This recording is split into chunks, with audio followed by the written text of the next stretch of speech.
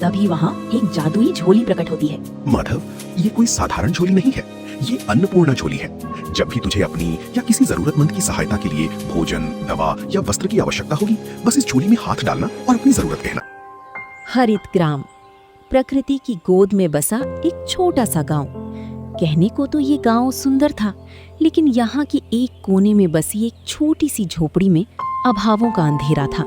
यहाँ माधव नाम का एक लकड़हारा अपनी बीमार पत्नी शांति के साथ रहता था। गरीबी उनकी छाया बनकर साथ चलती थी, लेकिन उनकी मोहब्बत उसे गरीबी से कहीं ज्यादा बड़ी थी। माधव, आप फिर जंगल जा रहे हैं? आज मौसम बहुत खराब है, हवा में सिहरन है, कहीं आप खुद बीमार ना पड़ जाएं। शांति, ये सिहरन तो बस कुछ पलों की है, मेरी चिंता मत करो। अगर मैं आज नहीं गया तो तुम्हारी दवा का इंतजाम कैसे होगा? मुझे जाना ही होगा। माधव जानता था कि उसके पास कोई और विकल्प नहीं है।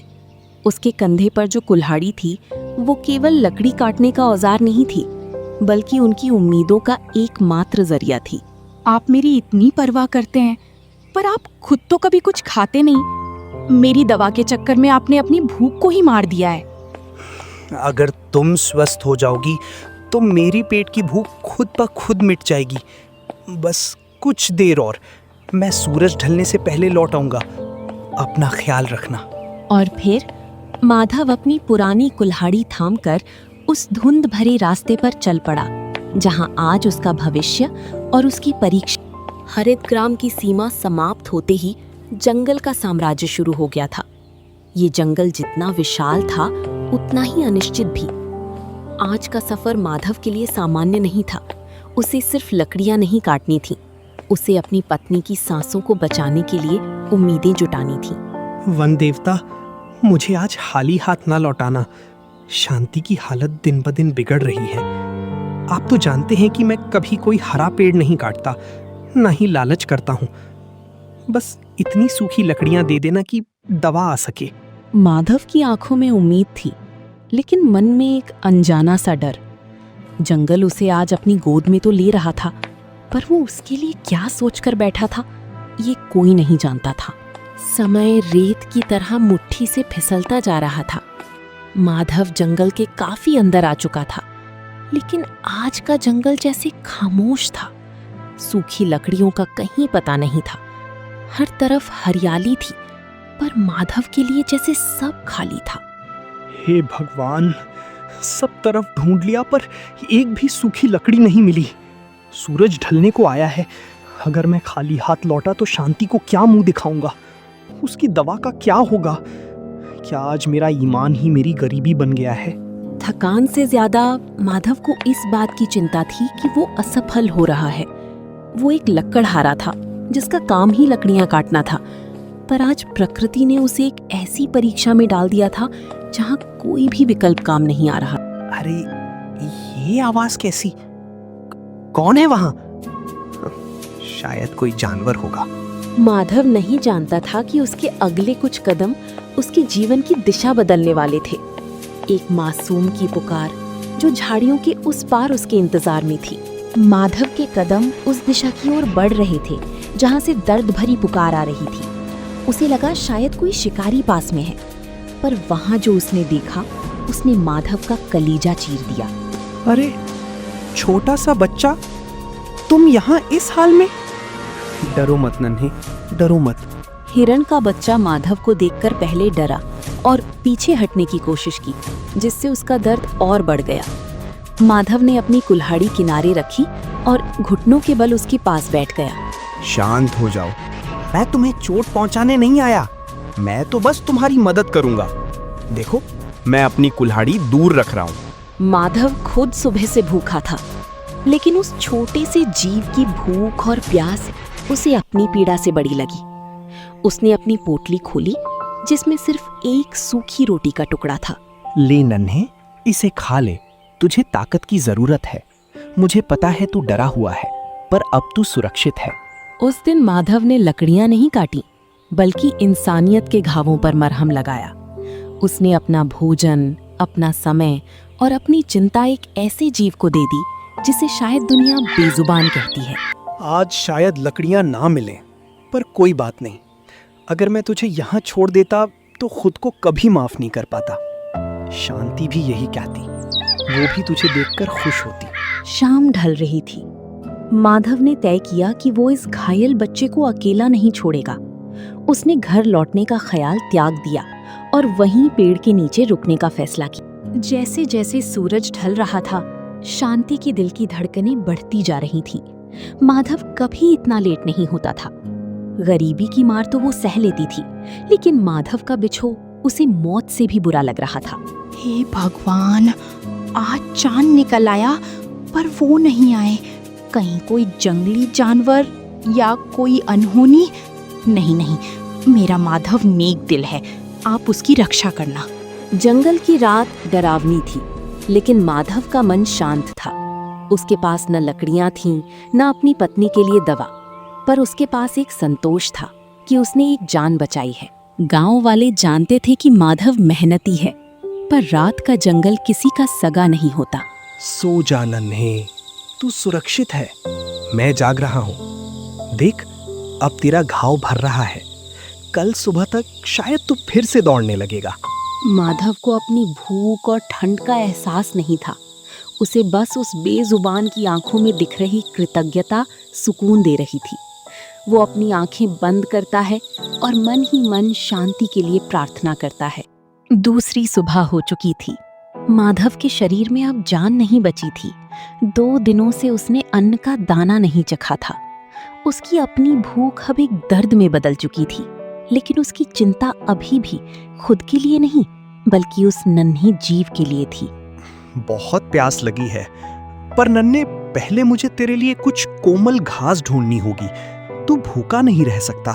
माधव की हालत देख ऐसा लग रहा था जैसे वो कभी भी गिर सकता है, लेकिन उसके भीतर की करुणा उसे गिरने नहीं दे रही थी।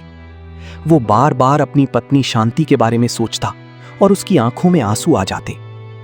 हिरन जैसे माधव के दर्द को समझ रहा था।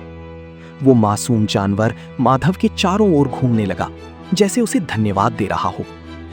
माधव के चेहरे पर एक फीकी लेकिन सच्ची मुस्कान आ गई।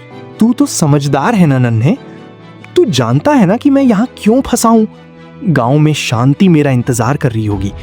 उसे लग रहा होगा कि उसका माधव उसे छोड़ गया, पर मैं तुझे इस हालत में कैसे छोड़ देता। उन दोनों के बीच एक ऐसा रिश्ता बन गया था जिसमें शब्दों की जरूरत नहीं थी। माधव को लगने लगा था कि शायद ईश्वर ने उसे लकड़ियां काटने नहीं, बल्कि इस जीव को बचाने के लिए यहाँ भेजा था। वो अपनी कमजोरी भूलकर उस हिरन के साथ खेलने की कोशिश करने लगा। हे प्रभु, मुझे और शक्ति देना, बस एक रात और। अगर कल तक ये चलने लगा तो मैं घर लौट जाऊंगा। तीसरी रात आ चुकी थी। माधव की सहन शक्ति अब जवाब दे रही थी। भूख, प्यास और थकान ने उसके शरीर को जकड़ लिया था। लेकिन तभी जंगल की उस काली रात में एक अद्भुत घटना घटी। पेड़ों के बीच से एक नीली और सुनहरी रोशनी फूटने लगी। वो रोशनी इतनी शीतल थी कि माधव की थकान जैसे छटने लगी। तभी उस प्रकाश के बीच एक विशाल और तेजस्वी आकृति उभरने लगी। ये क्या है? क्या मैं कोई सपना देख रहा हूँ या मेरी आखिरी घड़ी आ गई है? माधव, अपनी आंखें खोलो, डरो मत, मैं इस वन का रक्षक हूं। माधव, तूने जिसे बस एक काम समझा, वो इस संसार का सबसे बड़ा धर्म है। तू खुद भूखा रहा ताकि ये बेजुबान जीवित रह सके। तूने अपनी पत्नी की दवा की चिंता छोड़कर एक घायल की सेवा की। तेरी निस्वार्थ भावना ने मुझे विवश कर दिया कि मैं स्वयं आकर तुझे देखूं।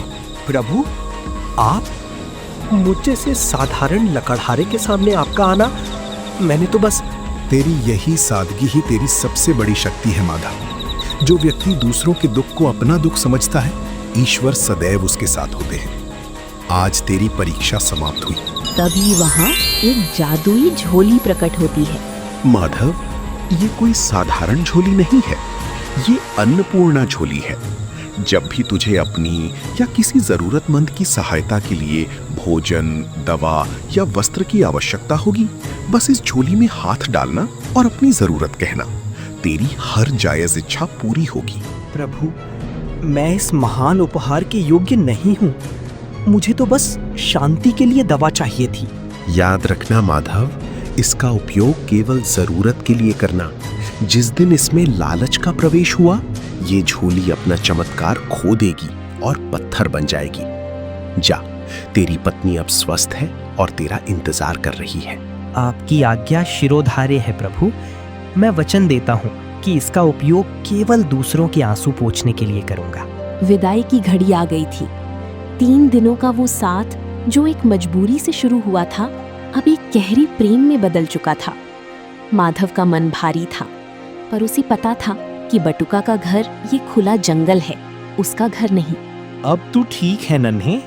देख, अब तू दौड़ सकता है। तेरी माँ तुझे ढूंढ रही होगी।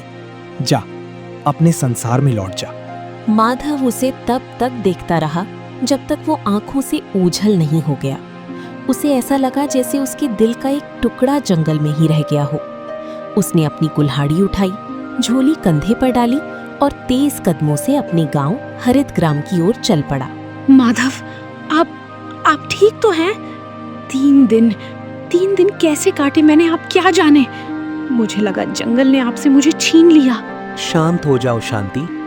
जंगल ने मुझे छीना नहीं, बल्कि मुझे जीवन का सबसे बड़ा सत्य सिखाया है। देखो, मैं तुम्हारे लिए क्या लाया हूं। हे झोली माँ, मेरी पत्नी के लिए दवा और हमारे लिए थोड़ा भोजन दे दीजिए। जैसे ही माधव ने झोली पकड़ के बोला, कीमती जड़ी बूटियों की दवा और गर्मा गर्म रोटियां आ गईं। शांति की आंखें फटी की फटी रह गईं। उसने ऐसा चमत्कार पहले कभी नहीं देखा था। माधव, ये कोई जादू है या मेरा भ्रम है? माधव ने उस झोली का उपयोग कभी महल बनाने या सोना इकट्ठा करने के लिए नहीं किया। उसने हरित ग्राम के हर भूखे का पेट भरा और हर बीमार का इलाज किया। वो अब केवल एक लकड़हारा नहीं, बल्कि उस गांव का रक्षक बन चुका था। दुनिया में सबसे बड़ी दौलत चांदी के सिक्के नहीं है। असली दौलत वो है जो हम दूसरों की मदद करके कमाते हैं। याद रखना, जब हम किसी और का दर्द बांटते हैं तो ईश्वर स्वयं हमारा बोझ उठा लेते हैं।